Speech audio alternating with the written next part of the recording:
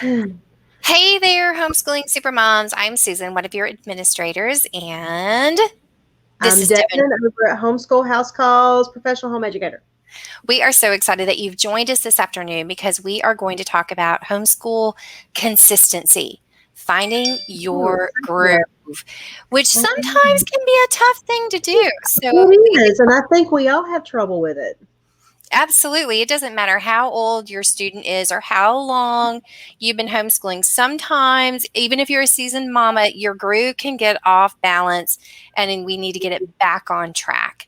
So, Yeah. Devin, who's been homeschooling for 17 years, has 5 children, has all kinds of tips and ideas for us to help us get either on track or back on track when it comes Yeah. to homeschool consistency and finding our groove. So, Devin, I am going to hand this over to you. Yeah. Well, see, the thing is it's not an unusual thing. All mamas face it at some point. It's usually when you're starting or there's some kind of major life stuff going on.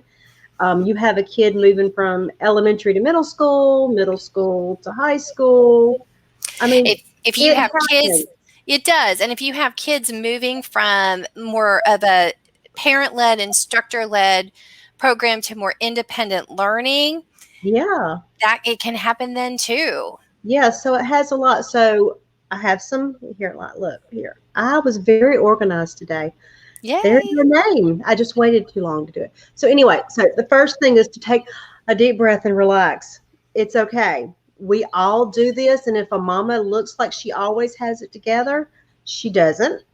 You're just seeing the social media Facebook version. Okay, we don't live with that mama, so you're okay. It is very normal to not always be consistent, but I'm gonna give you some things to think about, and we're just having a conversation. And if you have questions in the comments, post them. Let's see, somebody posted already here. Oh, hey, Miss Jennifer. Hey, Jennifer. So anyway, so now there are some things you have to take into account before you ever write out a plan or a schedule. Now, if you've been homeschooling for a while, you probably already have a schedule. I'm going to give you some things to think about. If you're new, you don't have one yet. Here's some things to think about and to take into account before you start writing out that schedule.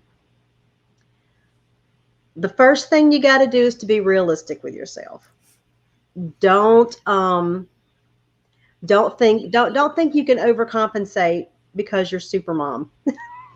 And it is difficult sometimes to be realistic.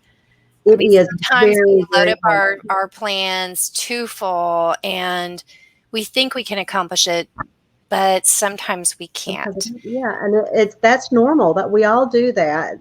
So don't ever think you're abnormal. There's something wrong with you. This is normal for mamas. We think we can do more than what we can. We are not always realistic, and we get these big ideas. So anyway, so your first thing is when I ask you these questions, you can write them down. Maybe one day I'll actually have a handout. I'm not there yet, but write down and be realistic with yourself. With these things. So when you're thinking about being consistent, the first thing you need to know is what's your family's rhythm. That's when you're waking, when you're going to sleep, when you're eating. Take that into account. You need to be realistic with that, because if you're waking up at 7 or you're waking up at 10, but you decide suddenly that you want to start school at 8, that might not work. And then you're not consistent. And sometimes that's one of the issues, is you're not taking your family's natural rhythm into account. That can be your husband's swing shift. It could be, just If you have all your own part-time job, your you own know, part-time job. You've got to know what your rhythm is and what is natural for your family. And you can't plan outside that. You can't just throw out a plan and say, this is the way it's going to be, if that's not what has been going on. If you have a newborn, that's a whole nother rhythm. You've got to take this into account, because sometimes you won't take this and put it in your plan. And that's why you're not consistent. So, you're normal. It happens. Another thing is to take what your responsibilities are. That's if you're working outside the home, working inside the home, if you are elderly care, if you're caring for your parents, if you have a job, or if you volunteer somewhere, you've got to know that ahead of time before you start planning for that schedule. Another thing is extracurricular activities. If your kids have karate, if you play flag football like my son does, like, some adults do that. If you go play flag football, you've got to know what's going on in your house, and you write those down before you ever make a plan. And don't just think about what's happening weekly in your lives. Like, Monthly, yeah, seasonally. exactly. Like, I have an Yeah. activity that takes place every 3 to 4 weeks, and you need to write that down. So don't just think what's immediately in your future that happens only during the week. Think out into the future. Then once you get that listed out and you really know what you've got, because it'll look like a lot. Don't get sticker shock, because the first time I ever did that, I was like, oh, what is all this? Write everything down, because you need to know what's going on. I mean, it can be therapies for your kids, it can be doctor's appointments, all these things go into effect. Then you need to take into account what curriculum you're using. Now, this is the hard part. This is the part that'll hurt your heart.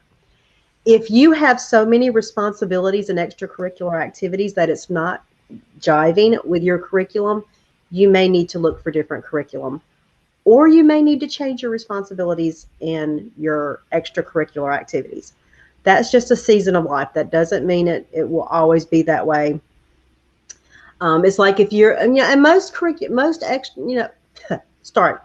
Most curriculum will have a plan in their books for you, and you can take that. The thing is to remember that curriculum is a tool. It is not your master. So that is another thing. You can tailor that curriculum to your schedule, or you may need to throw the curriculum out and find something else. It just depends on, I'm not telling you to do that. I'm just saying that may be something to take into account. And when you are looking at curriculum, consider use curriculum because, like, Yeah. you just said, Devin, it's not unusual to have to change curriculum. That is a very normal thing, especially when you first begin. It's like this year, I already changed. I started one with my high schooler. It was not working. She was unhappy. She wasn't real teary. She wasn't crying. I've had kids cry over curriculum before, but I ended up, it was just not jiving with us. And it was a Becca. People love a Becca. And we just happened to have it on the shelf. And I said, oh, I don't have to buy anything. I've got this. It was not working. So we switched to something else. And it has been a much better fit and made a better flow in the house. And she's happily doing it, which, means the mama's not stressing. So anyway, so those are the things that you're going to look at before you start thinking about scheduling, writing out a schedule, or why you're consistent. Because if you're not consistent, you may need to throw out that schedule, and that's okay. That's where we are now.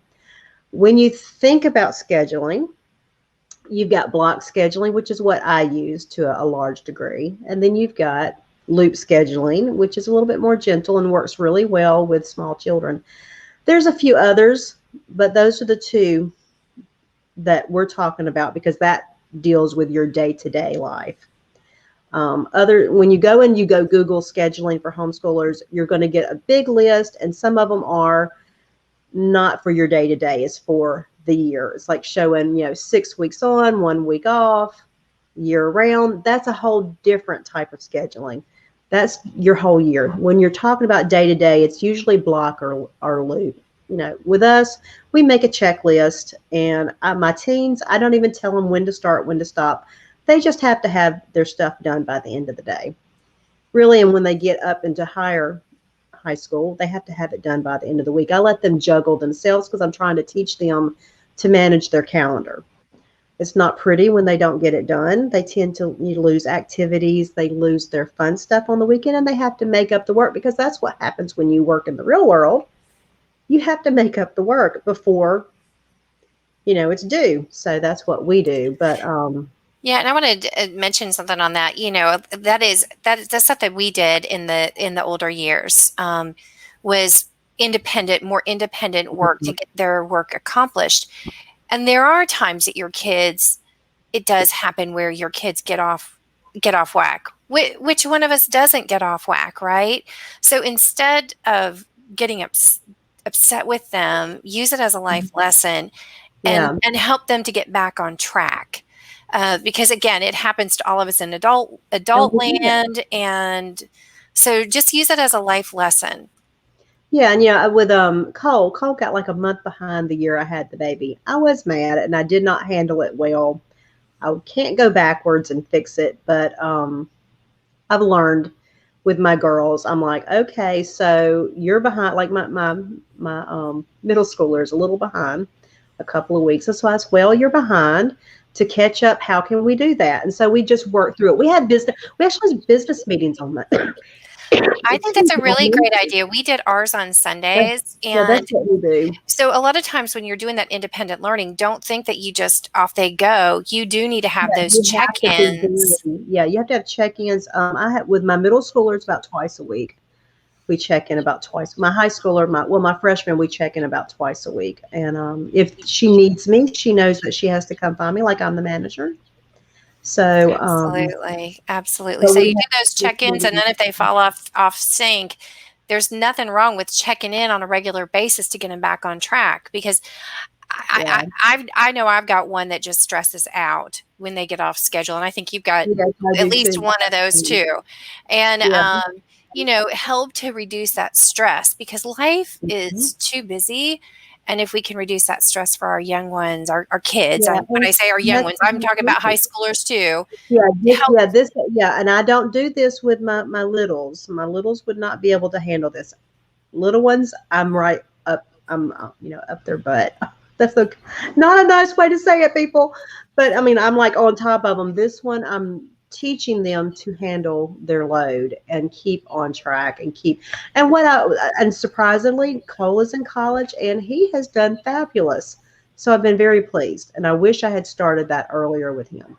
So Absolutely. And even if you are dealing with little ones and you are, managing them right beside you, having them have that, your planner that you're using, your teaching mhm, planner, letting them put the check mark in the box, because it's a great way to start slowly introducing them into independent learning. mhm.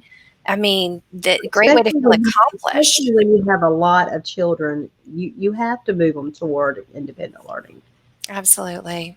So anyway, so now we're going to come into how to solve this inconsistency problem. Um, this is something most mamas that I see it a lot. So anyway, once you get everything and you have everything into account, you can make a schedule. You can make any schedule you want. I'm not going to tell you what schedule is best for you, because there's Loop and there's Block and there's probably others.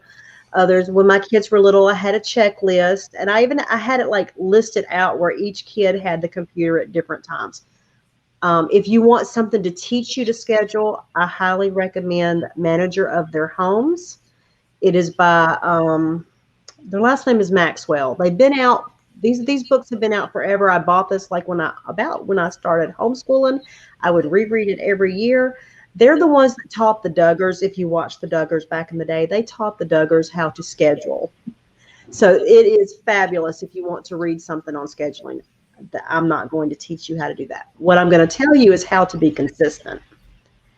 This is what most mamas miss. The key to consistency is to have more than one schedule. Life does not stay the same. We're not always at home.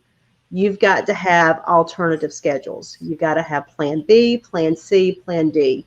You have a plan for the day you're going out for errands. For us, we have one errand day. Um, we're just really one errand day. That's Tuesday. If I try to get everything on Monday or Tuesday, because we school Wednesday to Saturday. So I try to have everything on Monday or Tuesday so that our school time is not cut into. We don't go out of the house on Wednesday through Saturday. That's not, well, I may, but they don't. They have their things to do. So then if you have days where you're going out, say you're going to soccer on Tuesday and Thursday, then you have a plan for Tuesday and Thursday that may not be the whole the whole shebang and all the curriculum. It may just be math and language arts. If you have consistent therapies or any consistency where, I mean, where you're going out every Tuesday and Thursday for something, or every Monday or every Friday, you have a different schedule for that day. You may not get everything done on that day, and that's okay. It's okay to streamline and make things work for you because, like I said, curriculum is just a tool. Uh, the only time I think differently is high school. High school, you kind of have to pay attention to what's going on, but by that time, they should be independent. And if you tell them they're out of the house by on a certain day, and that's what we do in our business meeting, we our that's kind of funny. I tell them what days we're going to be gone so that they know to work ahead, and so it's put into their lap. But when your kids are little, it doesn't always work. I can tell you from experience, science and math, not science and math, science and history were dropped many days. That was those were for the good days. On the stressful days or the bad days, math and language arts is all we did. So we had an alternative schedule for those bad days. Yeah, and like when you talk about your business meeting with your kids for your high school students and you talk about what's coming up for the week, again, you're doing a great job of helping them to start learning how to schedule themselves, whether it be their own work schedule or their personal schedule or family schedules. You're starting to help them develop really excellent habits. Yeah, and we have in there, we talk about who has what chores, who's what responsibility. If I'm out, like if I'm out of the house, because I work now, then they know who is going to cook and what they're going to cook. And I've given them that information, and then they can, ask questions during the week where they know what they're doing. But, yeah, and Devin, I kind of want to pause for just a second about how, you and I both have a lot of new to homeschooling families. They're new to the whole process. And so many times we think about we've got to do schooling Monday through Friday. And I love how you mentioned you do Wednesday through Saturday. Saturday.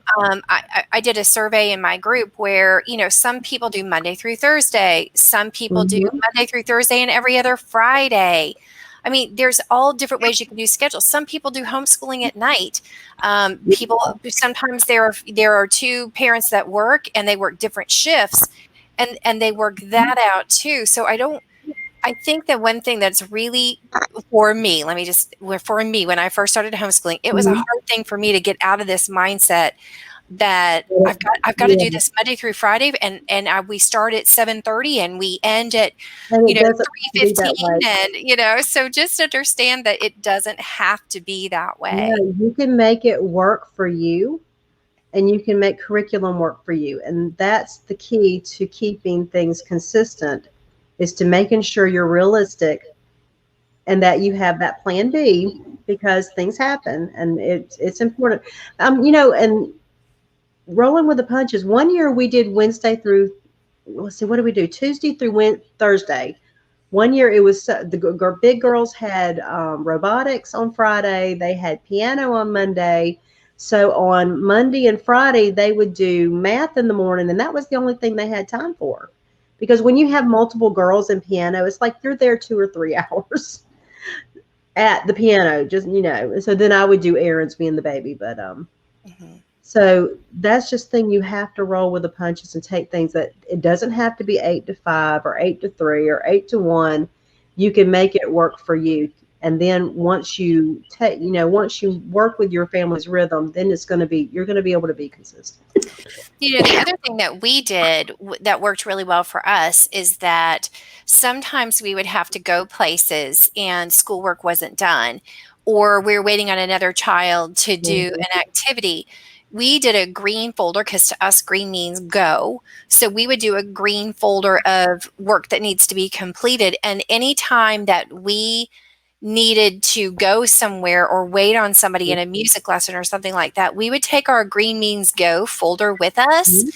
And, because the thing that's great about homeschooling is look at how many times people respond about where do you homeschool, and it's all over your house. Sometimes it's even kids sitting outside on a blanket in the yard. It's, it's at the kitchen table, it's laying on the floor.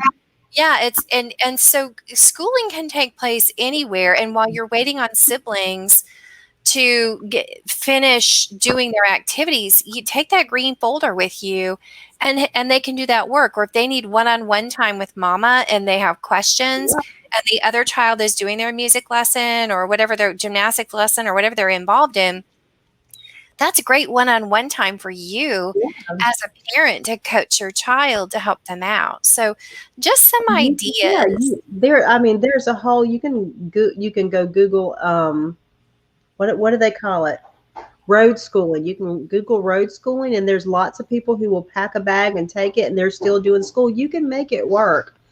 Um, my girls use teaching textbooks online, and they now have an app. So the math is on their phone. They all have a smartphone. They all have the app for their class. They can do their class while they're on the go. I told them, y'all will never not do math again. Well, and the other thing is so many times, like, Devin, I know when I was in school, school was not on the go, and kids today now Mhm. are learning on their phones, and they're learning on their iPads, and Yeah. they're learning on their computers. And just because we didn't learn that way doesn't mean that our children aren't learning Yeah. that way. So kind of think that through too, make sure you're Yeah. flexible to that. I love what Jennifer shared with us in the chat area. She says flexibility is the key, and she's so right. It doesn't Yes. mean that you don't move your child forward and get their lessons learned and move them forward Mhm. academically. It just means sometimes we have to be flexible. Sometimes we have to tweak things up just a little bit. And sometimes the learning takes place in different locations. Yeah, and one thing I've done with Lacey is she tends to be resistant to paper school. I never know when she's going to want to do it. And so I've taken what she's supposed to be learning, and I've found the same stuff on YouTube, apps, and all that. And then she has the same information, and it travels better too. So if we're in the car, I hand her, here's a playlist, and she can watch it on my phone. So Mhm. we've tried to find ways to be flexible. Absolutely. That's The poor, great. the poor kid has, she's got all these adult sized people, and we can't stay home just to teach her all the time. It doesn't work. But we did do the Wednesday through Saturday for her so that we have 4 consistent days at home to do school. Absolutely. So just remember your schedule can be different. Learning in different places Mhm. can be different. How your child goes about learning certain subjects can be different. Like Devin's been saying, and as Jennifer mentioned in the comments, flexibility is the key to all Yeah. of this. Flexibility in scheduling, and like Devin said, have this plan A, plan B, plan C, because we all know life It happens. happens. And it's okay when you get derailed, that's okay. You pick yourself up, dust yourself off, and say, okay, how am I going to have to tweak this? The main thing is to not give up because you're having an issue. It's just tweaking it and finding the way to make it work. Absolutely. And if you need support, the one thing that I love is finding a homeschool mama that is also homeschooling that can give you peace of mind. And if you think they have to be around the corner, they don't. Devin and I do not live around the corner from one another. So you can develop these friendships with people that are far away as well as near. Get the support of other homeschool mamas. Go to your Facebook groups, go to our Facebook groups and say, hey, I need support. I need to be lifted up a little bit here. I'm struggling. Here's my challenge. Give me some tips, or just tell me I'm okay. And that's And if you to have do. young kids, I definitely say find a play group, find a homeschool play group. It will just being able to sit and talk to mamas and realizing that you are not abnormal is a blessing. It's neat. Absolutely. Yeah, and if you have older kids, middle school or high school, I know that our co-op, we took some of our classes through a co-op, and that was wonderful for us too because you could talk to other Mhm. moms while their kids were in classes, and you're not alone in this process. And in your feelings that you have, you are not alone in those feelings. Yeah, that's true. Yep. Yeah. So Yeah, I actually think we're doing a co-op next year. I'm not sure which one, but I'll get rid of another student, so I'm thinking I'm gonna add co-op for the two older ones. Absolutely. Flexibility, change, Yeah. plan A, plan B. Plan C. That's right. That's right. Or plan help me help me, Rhonda. Yeah. And tap into those fellow mamas to give you that support and help you get back on track too. Oh no. Okay. Well, I hope that this has helped a lot of our mamas in understanding that one, you do want that consistency, but the consistency doesn't mean that it's this structured thing that happens exactly the same way every single Mhm. day, or Yeah. that you can't tweak things up just a little bit.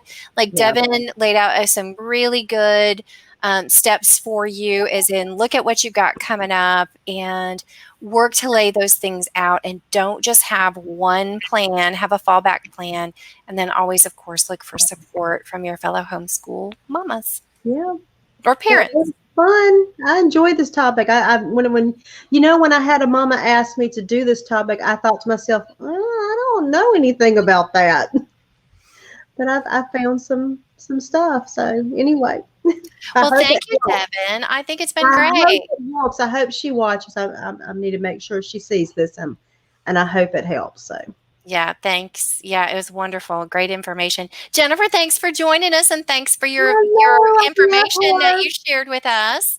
And thanks to all those that joined us live, and thanks to those who are joining us during the recorded session. Drop us a note, give us your comments, ideas, things that you do to help keep you consistent in your homeschool schedule. Thanks everybody for joining us.